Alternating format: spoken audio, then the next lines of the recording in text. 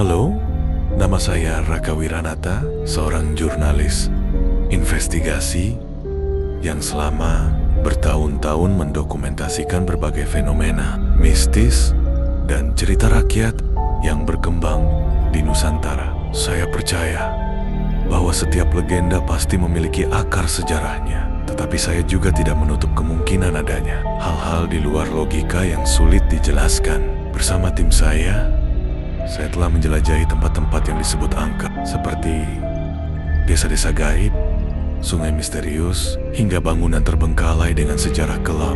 Namun, kali ini kami mendapat informasi tentang sebuah gunung yang lebih dari sekadar angker gunung yang bahkan tidak boleh disebut namanya secara sembarangan. Dari banyaknya cerita yang saya dengar, tidak sedikit yang berakhir dengan tragedi. Ada yang hilang tanpa jejak, ada yang ditemukan dalam kondisi mengenaskan, dan ada yang pulang tetapi jiwanya tidak lagi utuh. Dengan rasa penasaran yang bercampur kewaspadaan, saya dan tim memutuskan untuk mengungkap kebenaran di balik misteri ini. Dan disinilah perjalanan kami dimulai. Desa di kaki gunung, awal dari segalanya. Kami tiba di sebuah desa kecil yang terletak di kaki gunung. Pada sore hari, matahari hampir tenggelam, meninggalkan semburat oranye di langit. Suasananya begitu sepi. Hampir tidak ada warga yang berkeliaran di luar rumah. Hanya ada beberapa orang tua yang duduk di beranda, memandang kami dengan tatapan curiga. Salah satu warga yang mau berbicara dengan kami adalah Pak Surya, seorang pria tua berusia sekitar 70-an. Saat kami menanyakan tentang gunung tersebut, ekspresi wajahnya langsung berubah seperti seseorang yang baru saja mendengar sesuatu yang tidak seharusnya disebut. "Kalian dari mana? Kenapa ingin ke gunung itu?" tanyanya dengan nada waspada. Saya menjelaskan bahwa kami ingin membuat dokumentasi, mengungkap apakah legenda tentang gunung ini benar atau hanya sekadar mitos. Pak Surya menghela napas panjang. "Anak muda, kalau kalian masih waras, lebih baik urungkan niat kalian. Gunung itu bukan tempat manusia biasa. Banyak yang sudah pergi dan tak kembali." Saya mencoba menggali lebih dalam apa yang sebenarnya terjadi di sana. Pak Surya bercerita tentang kejadian 2 tahun lalu, ketika sekelompok pendaki nekat naik ke puncak. Mereka berjumlah 5 orang. Setelah seminggu tidak ada kabar, tim penyelamat akhirnya dikirim. Yang ditemukan hanya 1 orang dalam keadaan hidup, duduk di tepi jurang dengan mata kosong dan tubuh penuh goresan. Saat dibawa turun, pria itu hanya menggumamkan 1 kalimat berulang kali, "Jangan lihat ke atas, jangan lihat ke atas." Setelah mendengar cerita itu, bulu kuduk saya langsung berdiri. Saya menatap Sita, kameramen saya, yang terlihat agak ragu. Arman, pendaki berpengalaman dalam tim kami, justru tampak lebih penasaran. Saya bertanya sekali lagi kepada Pak Surya, "Apakah ada yang bisa membimbing kami?" Pria tua itu menggeleng. "Tidak ada warga di sini yang mau naik ke sana. Jika kalian tetap bersikeras, itu tanggung jawab kalian sendiri." Dengan peringatan itu, kami pun bersiap memasuki hutan yang sunyi. Pagi berikutnya, kami memulai pendakian. Jalur awal terasa seperti hutan biasa, rimbun, sejuk, dan cukup bersahabat. Tapi semakin jauh kami melangkah, suasana mulai berubah. Tidak ada suara burung, tidak ada suara serangga. Biasanya, hutan penuh dengan kehidupan. Tapi di sini, kesunyian begitu pekat hingga kami bisa mendengar langkah kaki kami sendiri dengan jelas. Doni, anggota tim yang ahli dalam mitologi lokal, mulai berbicara. Dalam kepercayaan lama, hutan yang terlalu sunyi bisa jadi tanda bahwa kita sudah memasuki wilayah makhluk lain. Sita menelan ludah. "Maksudmu, kita sedang diawasi?" Doni mengangguk pelan. Kami melanjutkan perjalanan dengan waspada. Tiba-tiba, Arman berhenti dan menatap ke tanah dengan ekspresi bingung. "Ini jejak siapa?" katanya sambil menunjuk ke tanah berlumpur. Kami semua melihatnya.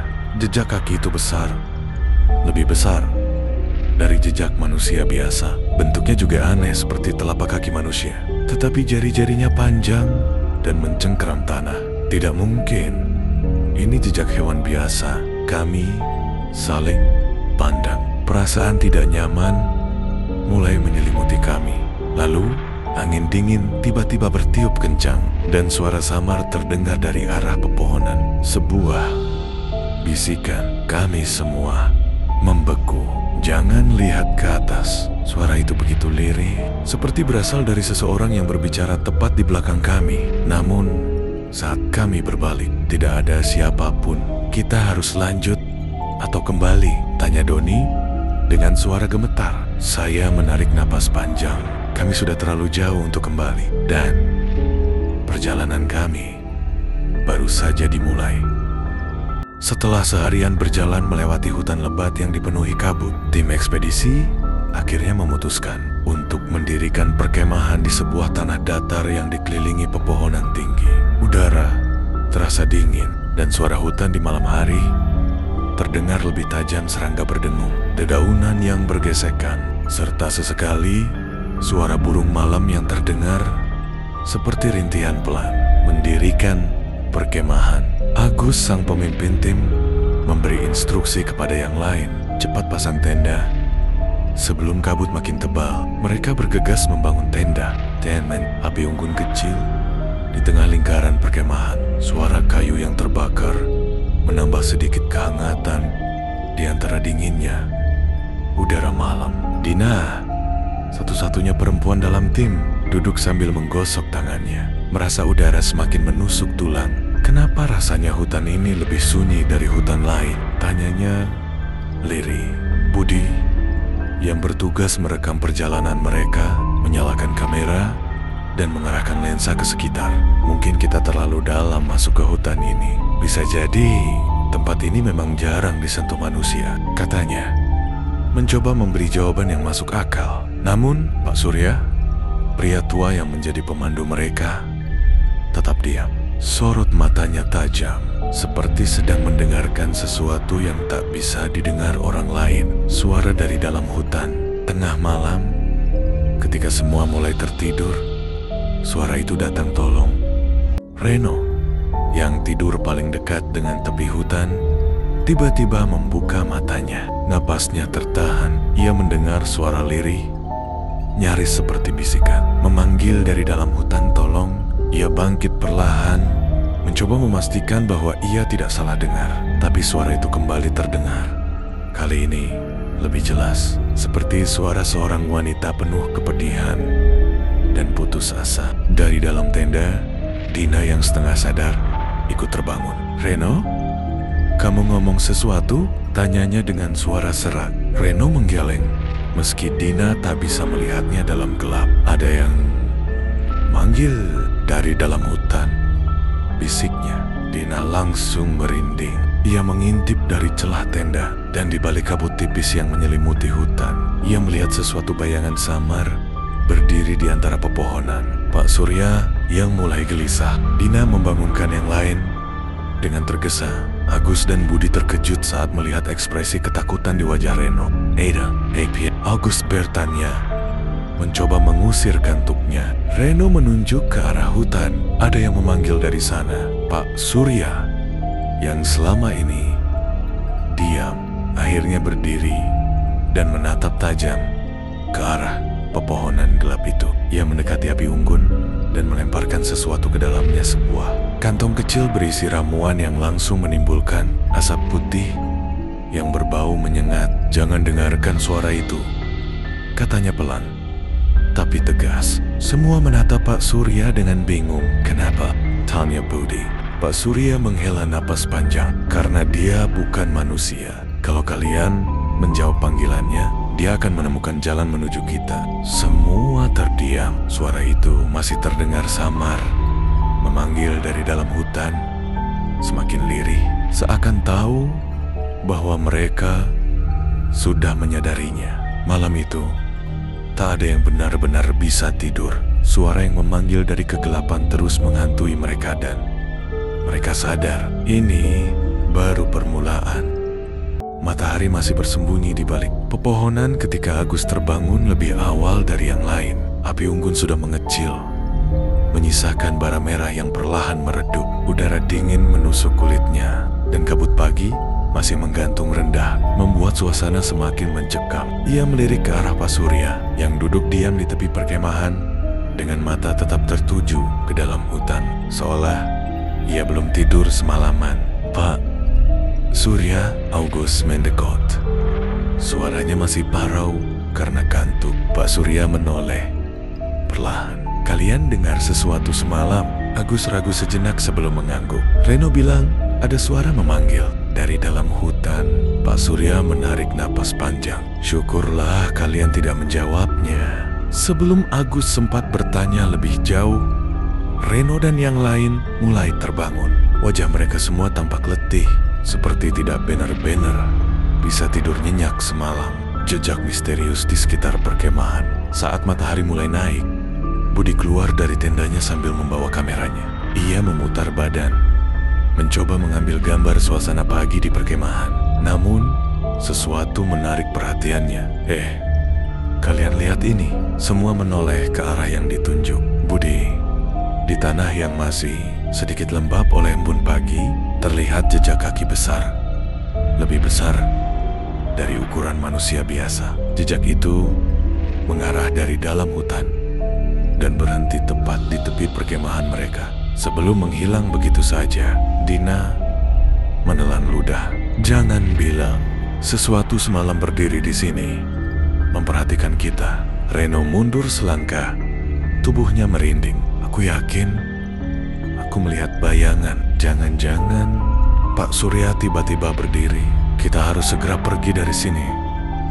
Mereka bergegas mengemasi barang-barang dengan tergesa. Tidak ada yang ingin berlama-lama di tempat itu. Namun saat mereka mulai berjalan menyusuri jalur setapak menuju dalam hutan, kabut perlahan semakin tebal. Suara dedaunan yang terinjak, dahan patah, dan napas mereka yang berat menjadi satu-satunya hal yang terdengar. Tapi tidak lama kemudian, sebuah suara lain muncul.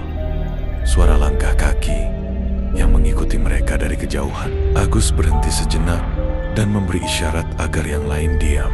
Langkah itu masih terdengar, namun kali ini dari beberapa arah yang berbeda. "Jangan menoleh ke belakang," bisik Pak Surya. "Apapun yang terjadi, terus jalan."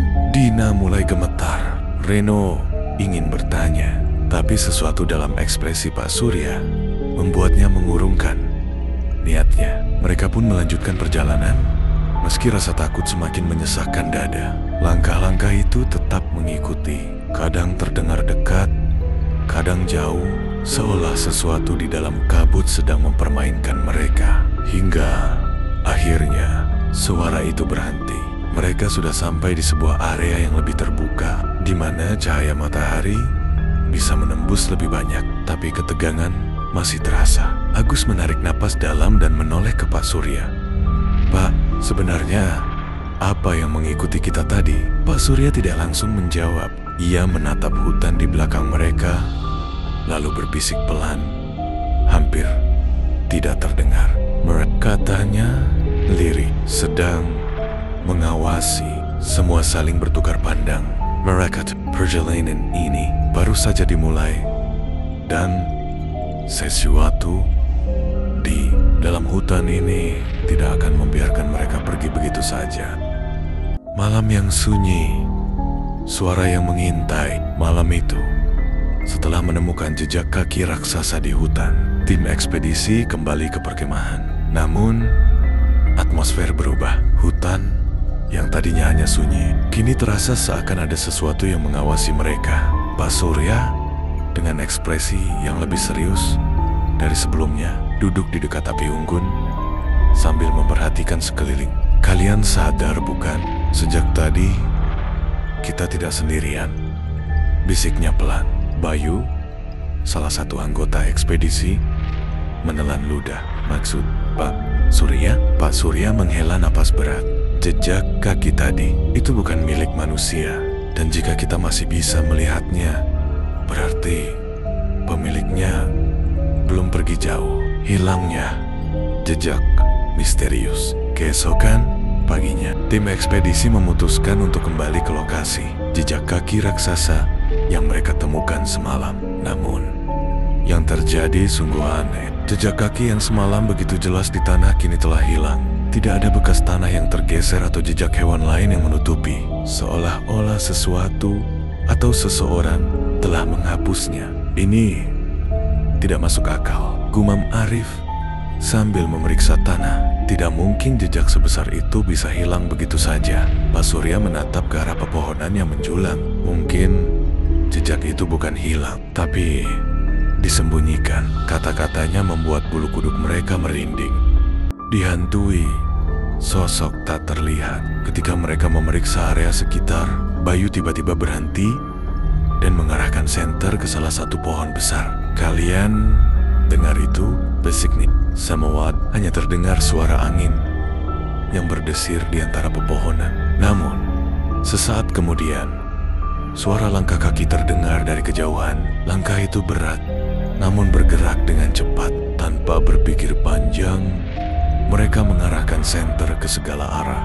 Tetapi tidak ada apapun di sana. Hanya hutan yang sunyi, seakan menyembunyikan sesuatu yang sedang mengintai mereka.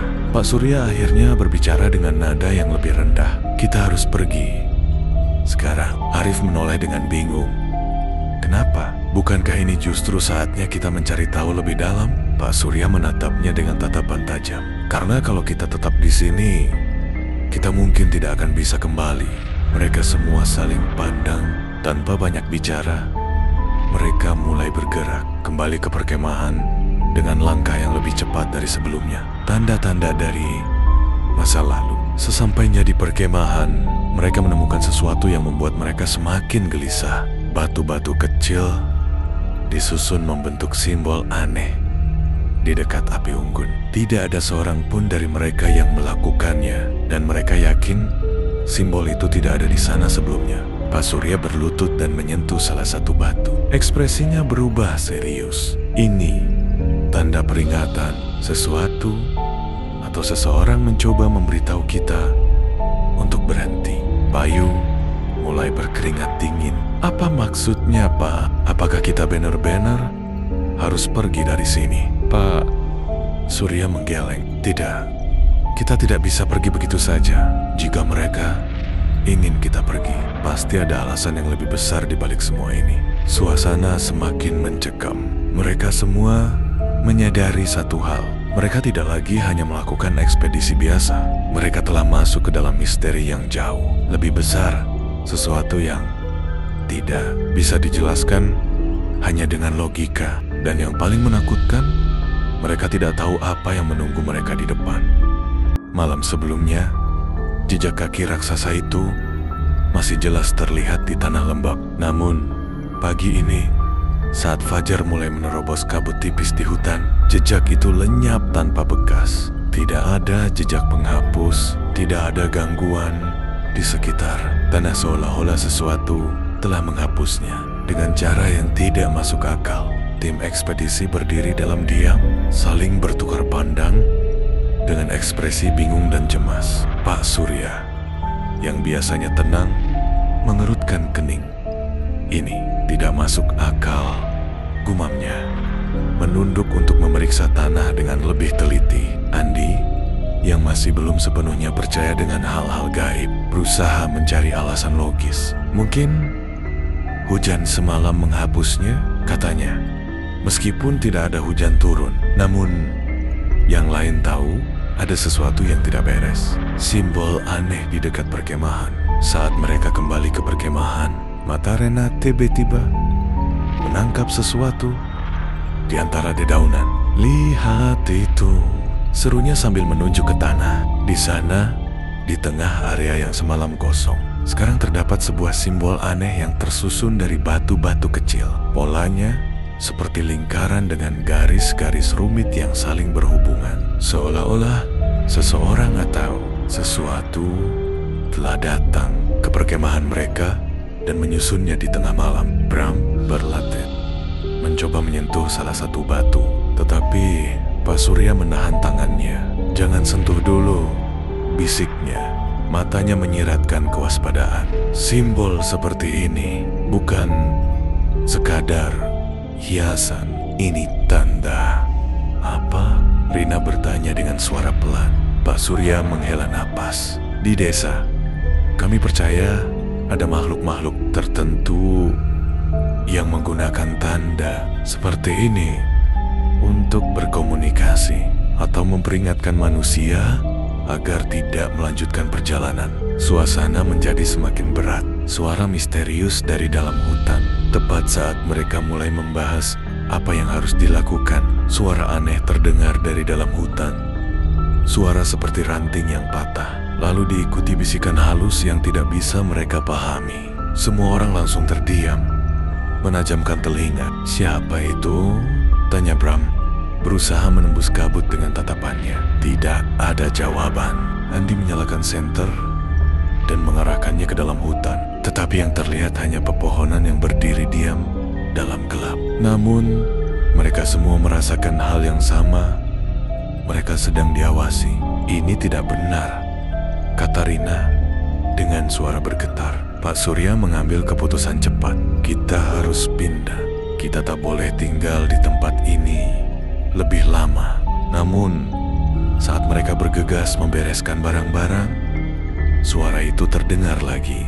Kali ini lebih dekat dan samar-samar di antara kabut, sebuah bayangan besar tampak bergerak di balik pepohonan. Setelah menemukan simbol aneh di perkemahan mereka, kelompok ekspedisi mulai merasa ketakutan. Malam itu, mereka sepakat untuk berjaga bergantian, memastikan bahwa tidak ada sesuatu yang mengancam mereka di kegelapan hutan. Ketenangan yang tak wajar. Sekitar pukul 11 malam, suasana hutan menjadi sangat sunyi. Tidak ada suara jangkrik, burung malam, atau suara binatang lain yang biasanya ramai. Bahkan desiran angin terasa hilang begitu saja. Hanya ada suara napas mereka dan gemeretak api unggun yang semakin mengecil. Ini Annette, Paisik Indra, yang saat itu berjaga bersama Arif.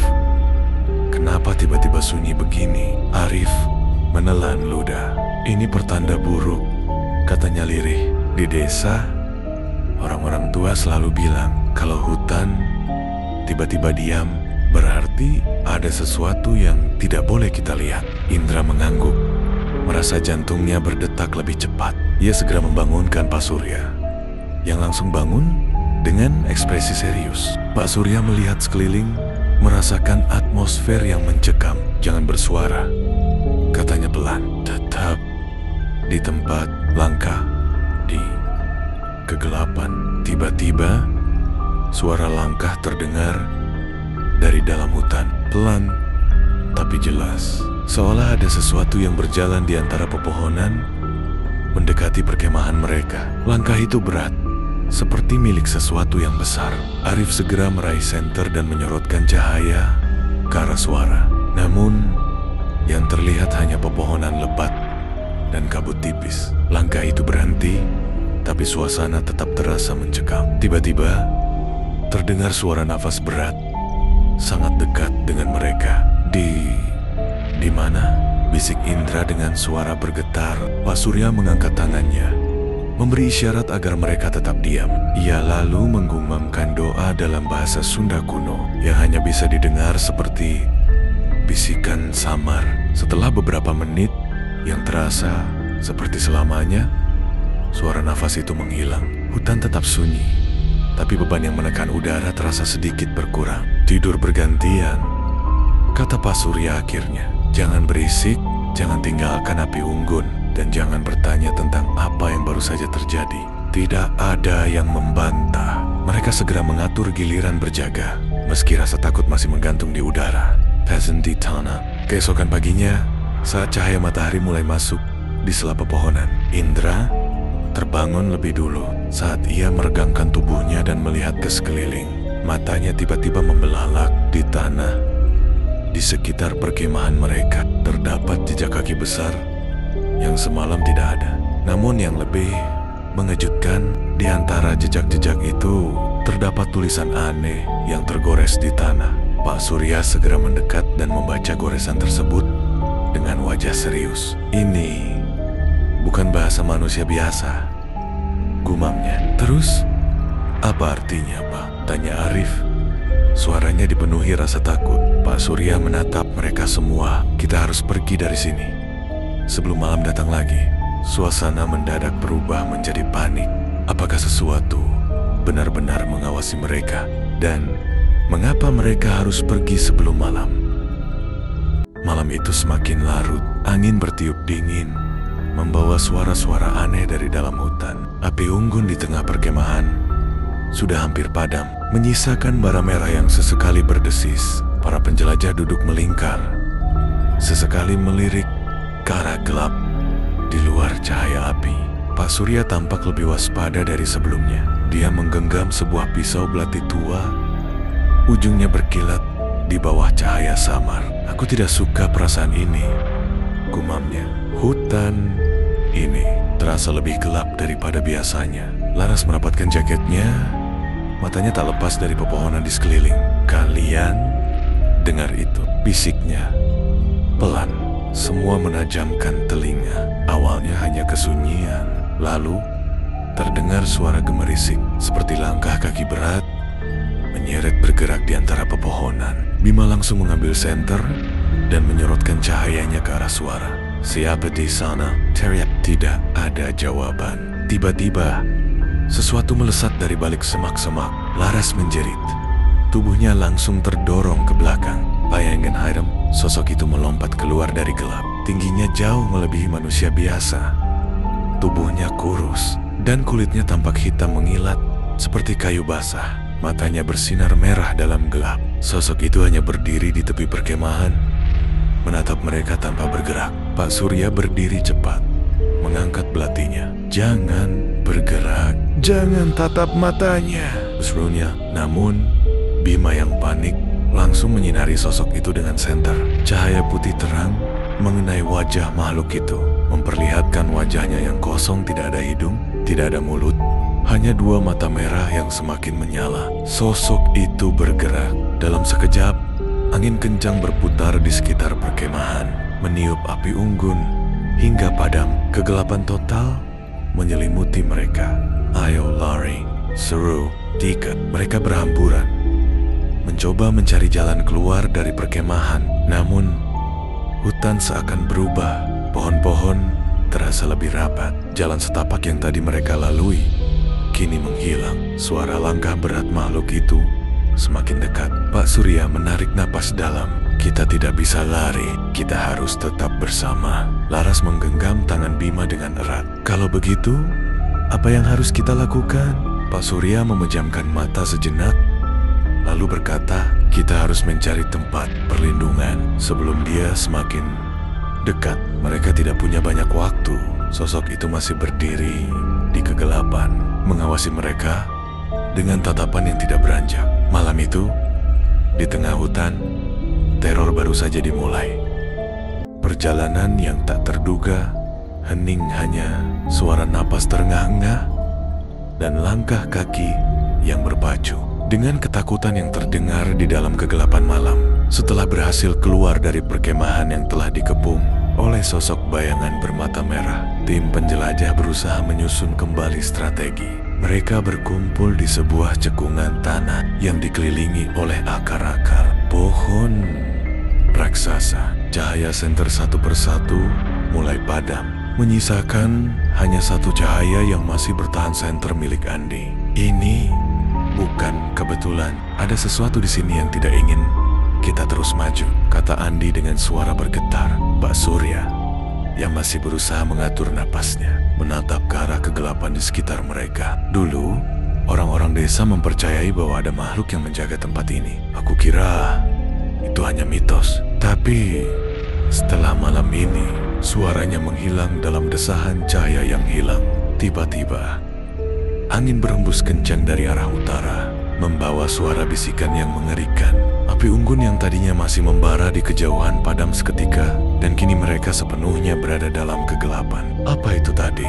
Tanya Dika, memegang bau Sinta yang gemetar. Sebelum ada yang bisa menjawab, senter Andi berkedip, lalu mati.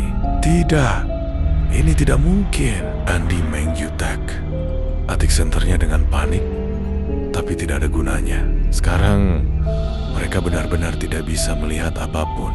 Dalam keheningan yang mencekam, tiba-tiba terdengar suara langkah berat. Semakin dekat, sesuatu yang menyaksikan. Mereka tak bisa melihat, tapi bisa merasakan kehadiran sesuatu di sana. Sebuah aroma busuk memenuhi udara, seperti daging yang membusuk, bercampur dengan tanah lembab. Pak Surya berbisik, "Jangan bersuara, jangan bergerak." Namun, Sinta yang ketakutan tak mampu menahan jeritan kecilnya. Suara itu langsung menggema, dan dalam hitungan detik terdengar geraman mengerikan. "Lari! Sekarang!" teriak Pak Surya. Mereka berlari sekuat tenaga, meraba-raba dalam kegelapan. Sementara suara itu semakin mendekat. Tapi, kemana mereka harus pergi jika mereka bahkan tak bisa melihat jalan di depan? Sunyi, itu satu-satunya yang mereka rasakan setelah berjam-jam bersembunyi di balik semak-semak. Nafas mereka terengah-engah, tubuh mereka lelah, dan ketakutan menyelimuti hati masing-masing. Pak Surya, yang biasanya tegar, tampak lebih diam dari sebelumnya. Matanya menatap ke arah kegelapan di antara pepohonan, seolah-olah menunggu sesuatu. Sedangkan Arif menggenggam erat senter di tangannya. Meskipun baterainya sudah mati sejak 1 jam lalu, Rian dan Lisa juga masih duduk dengan punggung menempel di batang pohon besar. Sesekali melirik ke belakang dengan wajah cemas. Tak ada yang berani bicara. Mereka semua masih terngiang-ngiang. Suara mengerikan yang tadi mengejar mereka. Suara langkah berat, seperti sesuatu yang berjalan dengan kaki besar. Namun, tidak manusiawi. "Pak, sekarang kita harus apa?" bisik Arif pelan. Hampir tak terdengar. Pak Surya menghela napas panjang, lalu berkata dengan suara lirih, "Kita harus tetap diam. Kalau kita bergerak sekarang, mereka akan tahu." Lisa menelan ludahnya dengan sulit. "Mereka," tanyanya, berusaha menenangkan dirinya sendiri dengan meyakinkan bahwa yang dimaksud Pak Surya bukanlah sesuatu yang mengerikan. Pak Surya menoleh, menatapnya dengan tajam. "Mereka yang menjaga tempat ini." Sekujur tubuh Lisa merinding. Ia sudah mendengar banyak cerita tentang makhluk-makhluk yang menjaga hutan larangan ini, tapi tidak pernah berpikir akan bertemu dengan mereka secara langsung. Dari keheningan ke kengerian, tiba-tiba suara ranting patah terdengar di kejauhan. Semua langsung menahan napas. Arif perlahan melirik ke samping, matanya mencari sumber suara itu. Hutan masih gelap, tapi siluet sesuatu tampak samar di antara pepohonan. Bentuknya tinggi, lebih besar dari manusia, dengan postur membungkuk. Jantung Rian berdegup lebih kencang. Ia merasa makhluk itu semakin mendekat, dan kemudian suara napas berat terdengar di udara. Lisa hampir menjerit, tapi Pak Surya langsung menutup mulutnya dengan tangan. Makhluk itu berdiri di sana, hanya beberapa meter dari mereka. Tak ada yang berani bergerak, tak ada yang berani bernapas keras. Lalu, dalam hitungan detik, makhluk itu menghilang. Namun, di detik yang sama, suara lain terdengar, suara seseorang yang berbisik tepat di belakang mereka.